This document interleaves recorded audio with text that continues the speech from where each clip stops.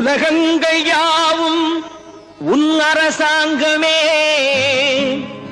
ஒவ்வொன்றும் நீ செய்யும் அதிகாரமே.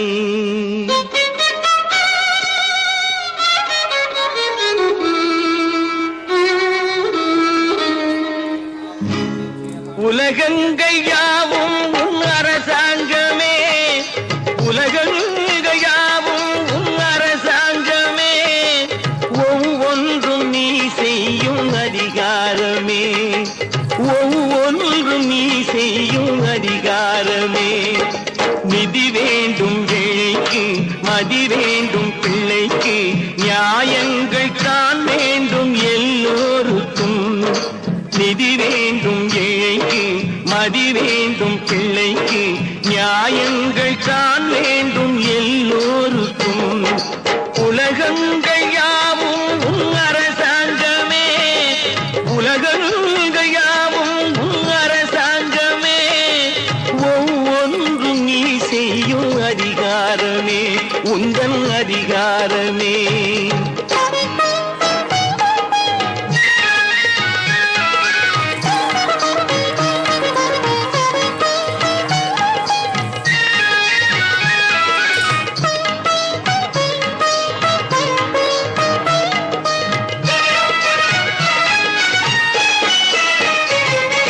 மனம் உள்ளவர் குணம் உள்ளவர் மனதுக்கு சுக வேண்டும், தனம் உள்ளவர் அதில் பாதியை பிறருக்கு தர வேண்டும்.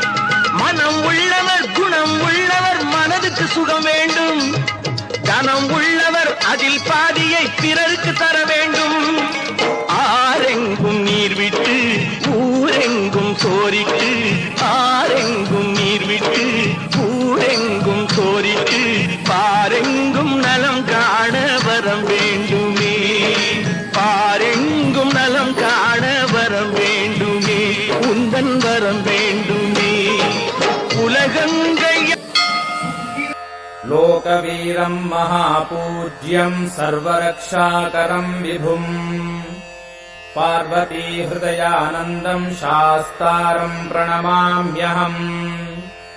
विप्रपूज्यम् विश्ववन्द्यम् विष्णुशम्भोः प्रियम् सुतम् क्षिप्रप्रसादनिरतम् शास्तारम् प्रणमाम्यहम्.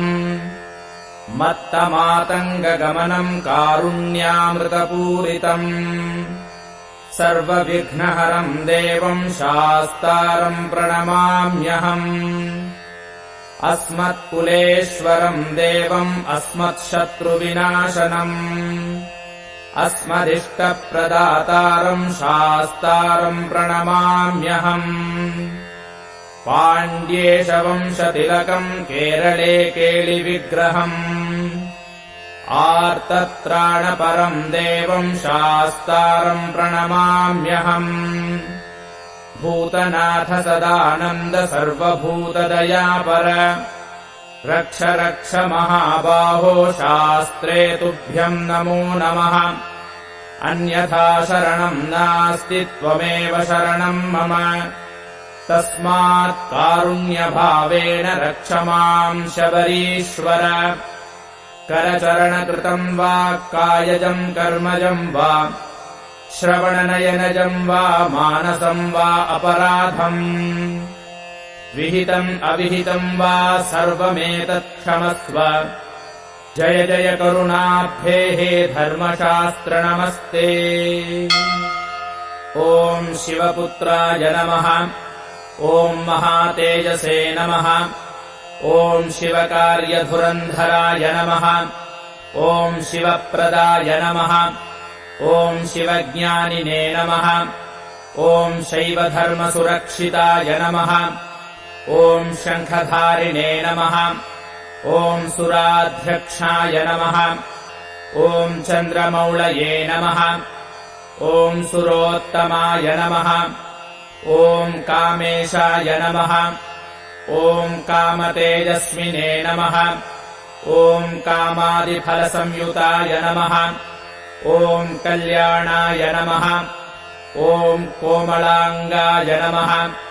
ॐ कल्याणफलदायकाय नमः. ॐ करुणाब्धये नमः. ॐ कर्मदक्षाय नमः। ॐ करुणारससागराय नमः। ॐ जगत्प्रियाय नमः। ॐ जगद्रक्षाय नमः। ॐ जगदानन्ददायकाय नमः। ॐ जयादिशक्तिसंसेव्याय नमः। ॐ जनाह्लादाय नमः। ॐ जिगीषुकाय नमः। ॐ जितेन्द्रियाय नमः। ॐ जितक्रोधाय नमः। ॐ जितदेवारिसङ्घकाय नमः। ॐ जैमिन्यादिमुनिसेव्याय नमः। ॐ जरामरणनाशकाय नमः। ॐ जनार्दनसुताय नमः। ॐ ज्येष्ठाय नमः। ॐ ज्येष्ठादिगणसेविताय नमः। ॐ जन्महीनाय नमः। ॐ जितामोहाय नमः। ॐ जनकेनाभिपूजिताय नमः।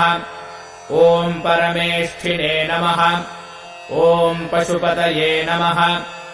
ॐ पङ्कजासनपूजिताय नमः। ॐ पुरहन्त्रे नमः।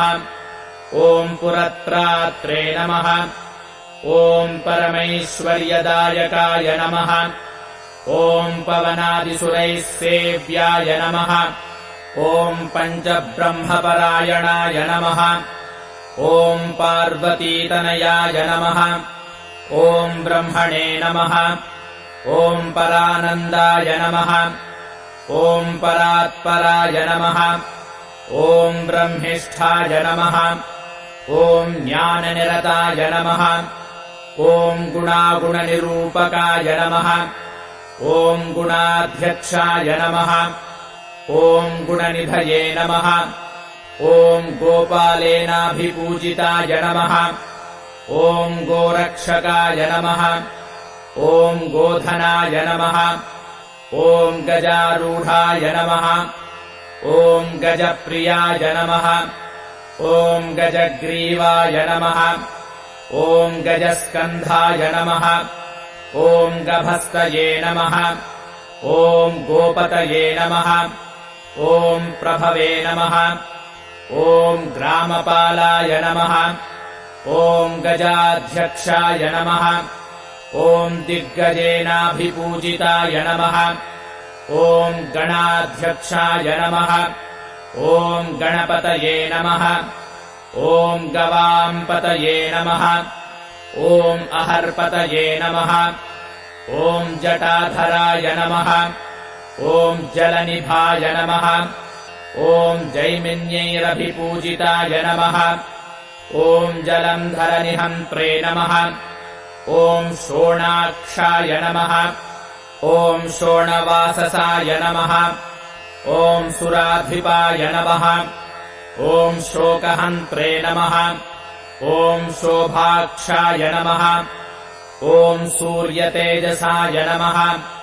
ॐ सुरार्चिताय नमः। ॐ सुरैर्वन्द्याय नमः। ॐ शोणाङ्गाय नमः। ॐ शल्मलीपतये नमः। ॐ सज्ज्योतिषे नमः। ॐ शरवीरघ्नाय नमः। ॐ शरश्चन्द्रनिभाननाय नमः। ॐ सनकादिमुनिध्येयाय नमः। ॐ सर्वज्ञानप्रदाय नमः। ॐ विभवे नमः। ॐ हलायुधाय नमः। ॐ हंसनिभाय नमः। ॐ हाहाहूहूमुखस्तुत्याय नमः। ॐ हरये नमः। ॐ हरप्रियाय नमः। ॐ हंसाय नमः। ॐ हर्यक्षासनतत्पराय नमः। ॐ पावनाय नमः। ॐ पावकनिभाय नमः। ॐ भक्तपापविनाशनाय नमः। ॐ भसिताङ्गाय नमः। ॐ भयत्रात्रे नमः। ॐ भानुमते नमः। ॐ भयनाशनाय नमः। ॐ त्रिपुण्ड्रधारिणे नमः। ॐ त्रिनयनाय नमः। ॐ त्रिपुण्ड्राङ्कितमस्तकाय नमः। ॐ त्रिपुरघ्नाय नमः। ॐ देववराय नमः। ॐ देवारिकुलसंहृताय नमः। ॐ देवसेनाधिपाय नमः। ॐ तेजसे नमः। ॐ तेजोराशये नमः। ॐ दशाननाय नमः। ॐ दारुणाय नमः। ॐ दोषहन्त्रे नमः। ॐ दोर्दण्डाय नमः। ॐ दण्डनायकाय नमः। ॐ धनुष्पाणये नमः। ॐ धराध्यक्षाय नमः। ॐ धनिकाय नमः। ॐ धर्मवत्सलाय नमः। ॐ धर्मज्ञाय नमः। ॐ धर्मनिरताय नमः। ॐ धनुःशास्त्रपरायणाय नमः। ॐ स्थूलकर्णाय नमः। ॐ स्थूलतनवे नमः। ॐ स्थूलाक्षाय नमः। ॐ स्थूलबाहुकाय नमः। ॐ तनूत्तमाय नमः। ॐ तनुत्राणाय नमः। ॐ तारकाय नमः। ॐ तेजसाम्पतये नमः। ॐ योगीश्वराय नमः। ॐ योगनिधये नमः। ॐ योगिनाय नमः। ॐ योगसंस्थिताय नमः। ॐ मन्दारवाटिकाय नमः। ॐ मत्ताय नमः। ॐ मलयाचलवासभुवे नमः। ॐ मन्दारकुसुमप्रख्याय नमः। ॐ मन्दमारुतसेविताय नमः। ॐ महाभासाय नमः। ॐ महावक्षसे नमः। ॐ मनोहरमदार्चिताय नमः। ॐ महोन्नताय नमः। ॐ महाकायाय नमः। ॐ महानेत्राय नमः। ॐ महाहनवे नमः। ॐ मरुत्पूज्याय नमः। ॐ मानधनाय नमः। ॐ मोहनाय नमः। ॐ मोक्षदायकाय नमः। ॐ मित्राय नमः। ॐ मेधाय नमः। ॐ महोजस्विने नमः। ॐ महावर्षप्रदायकाय नमः। ॐ भाषकाय नमः। ॐ भाष्यशास्त्रज्ञाय नमः। ॐ भानुमते नमः। ॐ भानुतेजसे नमः। ॐ भवानीपुत्रकाय नमः। ॐ भिषजे नमः। ॐ भवतारणकारणाय नमः। ॐ नीलाम्बराय नमः। ॐ नीलनिभाय नमः। ॐ नीलग्रीवाय नमः। ॐ निरञ्जनाय नमः। ॐ नेत्रत्रयाय नमः। ॐ निषादज्ञाय नमः। ॐ नानारत्नोपशोभिताय नमः। ॐ रत्नप्रभाय नमः। ॐ रमापुत्राय नमः। ॐ रमया परितोषिताय नमः। ॐ राजसेव्याय नमः। ॐ राजधनाय नमः। ॐ रणदोर्दण्डमण्डिताय नमः। ॐ रमणाय नमः। ॐ रेणुकासेव्याय नमः। ॐ रजनीचरदारणाय नमः। ॐ ईशानाय नमः। ॐ इभराट्सेव्याय नमः। ॐ ईशनत्रयनाशनाय नमः। ॐ इडावासाय नमः। ॐ हेमनिभाय नमः।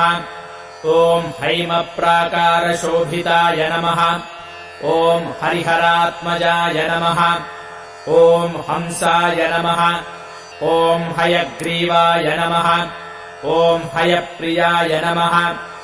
ॐ हाटकस्फटिकप्रख्याय नमः। ॐ हंसारूढेन सेविताय नमः। ॐ वनवासाय नमः। ॐ वनाध्यक्षाय नमः। ॐ वामदेवाय नमः। ॐ वराननाय नमः। ॐ वैवस्वतपतये नमः। ॐ विष्णवे नमः। ॐ विराड्रूपाय नमः। ॐ विशालवते नमः। ॐ वेणुनादाय नमः। ॐ वरग्रीवाय नमः। ॐ वराभयकरान्विताय नमः। ॐ वर्चस्विने नमः। ॐ विपुलग्रीवाय नमः। ॐ विपुलाक्षाय नमः ॐ विनोदवते नमः ॐ वैनववनवासाय नमः ॐ वामदेवेन सेविताय नमः ॐ वेत्रहस्ताय नमः ॐ वेदनिधये नमः ॐ वंशदेवाय नमः ॐ वराङ्गकाय नमः ॐ ह्रीङ्काराय नमः ॐ ह्रीं मनसे नमः ॐ हृष्टाय नमः ॐ हिरण्याय नमः ॐ हेमसम्भवाय नमः ॐ हुताशाय नमः ॐ हुतनिष्पन्नाय नमः ॐ हुङ्कारकृतिसुप्रभवे नमः ॐ हव्यवाहाय नमः ॐ हव्यकराय नमः ॐ अट्टहासाय नमः ॐ अपराहताय नमः ॐ अणुरूपाय नमः ॐ रूपकराय नमः ॐ अजराय नमः ॐ अतनुरूपकाय नमः ॐ हंसमन्त्राय नमः ॐ हुतभुजे नमः ॐ हेमाम्बराय नमः ॐ सुलक्षणाय नमः ॐ नीपप्रियाय नमः ॐ नीलवाससे नमः ॐ निधिपालाय नमः ॐ निरातपाय नमः ॐ क्रोडहस्ताय नमः ॐ तपस्त्रात्रे नमः ॐ तपोरक्षाय नमः ॐ तपाह्वयाय नमः ॐ मूर्धाभिषिक्ताय नमः ॐ मूर्धभिषजे नमः ॐ मानधनाय नमः ॐ मन्त्ररूपाय नमः ॐ मृडाय नमः ॐ मनवे नमः ॐ मेधाविने नमः ॐ मेधसाय नमः ॐ मुष्णवे नमः ॐ मकराय नमः ॐ मकरालयाय नमः ॐ मार्ताण्डाय नमः ॐ मञ्जुकेशाय नमः ॐ मासपालाय नमः ॐ महौषधये नमः ॐ श्रोत्प्रियाय नमः ॐ शोभमानाय नमः ॐ सवित्रे नमः ॐ सर्वदेशिकाय नमः ॐ चन्द्रहासाय नमः ॐ शमाय नमः ॐ सक्ताय नमः ॐ शशिभासाय नमः ॐ समाधिकाय नमः ॐ सुदन्ताय नमः ॐ सुकपोलाय नमः ॐ षड्वर्णाय नमः ॐ सम्पदोधिपाय नमः ॐ गरलाय नमः ॐ कालकण्ठाय नमः ॐ गोनेत्रे नमः ॐ गोमुखप्रभवे नमः ॐ कौशिकाय नमः ॐ कालदेवाय नमः ॐ क्रोशकाय नमः ॐ क्रौञ्चभेदकाय नमः ॐ क्रियाकराय नमः ॐ कृपालवे नमः ॐ करवीरकरोरुहाय नमः ॐ कन्दर्पदर्पहारिणे नमः ॐ कामदात्रे नमः ॐ कपालकाय नमः ॐ कैलासवासाय नमः ॐ वरदाय नमः ॐ विरोचनाय नमः ॐ विभावसवे नमः ॐ बभ्रुवाहाय नमः ॐ बलाध्यक्षाय नमः ॐ फणामणिविभूषणाय नमः ॐ सुन्दराय नमः ॐ सुमुखाय नमः ॐ स्वच्छाय नमः ॐ सभासदे नमः ॐ सभाकराय नमः ॐ शरानिवृत्ताय नमः ॐ शङ्काप्ताय नमः ॐ शरणागतपालकाय नमः ॐ तीक्ष्णदंष्ट्राय नमः ॐ दीर्घजिह्वाय नमः ॐ पिङ्गलाक्षाय नमः ॐ पिशाचघ्ने नमः ॐ अभेद्याय नमः ॐ अङ्गदाढ्याय नमः ॐ भोजपालाय नमः ॐ भूपतये नमः ॐ गृध्रणासाय नमः ॐ अविशाख्याय नमः ॐ दिग्देहाय नमः ॐ दैन्यदाहकाय नमः ॐ बडवापूरितमुखाय नमः ॐ व्यापकाय नमः ॐ विषमोचकाय नमः ॐ हसन्ताय नमः ॐ समरक्रुद्धाय नमः ॐ पुङ्गवाय नमः ॐ पङ्कजासनाय नमः ॐ विश्वदर्पाय नमः ॐ निश्चिताज्ञाय नमः ॐ नागाभरणभूषिताय नमः ॐ भरताय नमः ॐ भैरवाकाराय नमः ॐ भरणाय नमः ॐ वामनक्रियाय नमः ॐ सिंहास्याय नमः ॐ सिंहरूपाय नमः ॐ सेनापतये नमः ॐ सकारकाय नमः ॐ सनातनाय नमः ॐ सिद्धरुचये नमः ॐ सिद्धधर्मपरायणाय नमः ॐ आदित्यरूपाय नमः ॐ आपद्घ्नाय नमः ॐ अमृताम्बोधिवासभुवे नमः ॐ युवराजाय नमः ॐ योगिवर्याय नमः ॐ उषस्तेजसे नमः ॐ उडुप्रभाय नमः ॐ देवादिदेवाय नमः ॐ दैवज्ञाय नमः ॐ ताम्रोष्ठाय नमः ॐ ताम्रलोचनाय नमः ॐ पिङ्गलाक्षाय नमः ॐ पिञ्छचूडाय नमः ॐ फणामणिविभूषिताय नमः ॐ भुजङ्गभूषणाय नमः ॐ भोगाय नमः ॐ भोगानन्दकराय नमः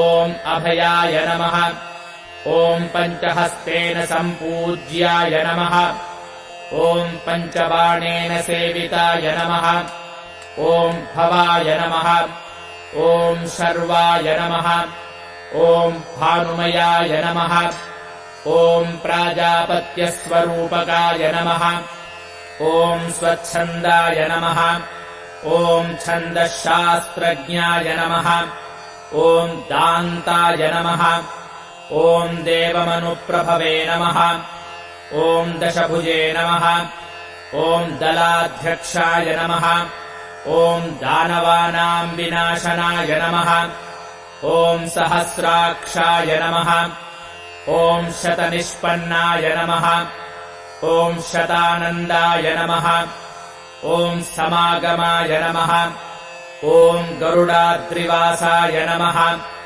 ॐ गम्भीराय नमः ॐ गन्धग्राहाय नमः ॐ गणेश्वराय नमः ॐ गण्डकावासाय नमः ॐ गोमेधाय नमः ॐ गोकुलैः परिवारिताय नमः ॐ परिवेशाय नमः ॐ पदज्ञानिने नमः ॐ प्रियङ्गुद्रुमवासकाय नमः ॐ गुहावासाय नमः ॐ गुरुवराय नमः ॐ वन्दनीयाय नमः ॐ वदान्यकाय नमः ॐ वृत्ताकाराय नमः ॐ वेणुपाणये नमः ॐ वीणादण्डधराय नमः ॐ हराय नमः ॐ हैमिल्याय नमः ॐ होतृसुभगाय नमः ॐ हौत्रज्ञाय नमः